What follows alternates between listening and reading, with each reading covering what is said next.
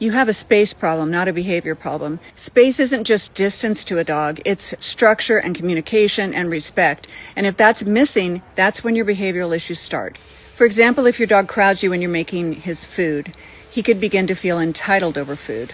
Or if you have two dogs that are hovering around where you keep the food, that could create tension. Or there's the classic when your dog is pressing up against you and another dog comes towards you, that could create resource guarding of you.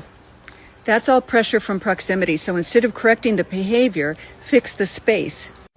Ask your dog to move away from the bowl and settle and wait until you put the bowl on the ground, and that will change everything because it shows that you're in charge of the resource. Another example would be your dog rushing through thresholds because that shows a lack of respect for space. Or crowding and jumping on people when they come over, that's a lack of respect about their space, and that can create arousal.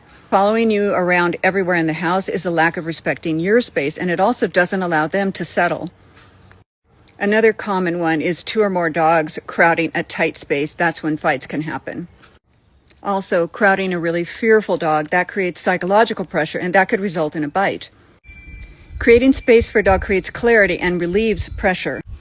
When a dog understands where they're supposed to be and where they're not supposed to be, they stop trying to control situations that were never theirs to begin with. The bottom line is that creating space is part of good leadership.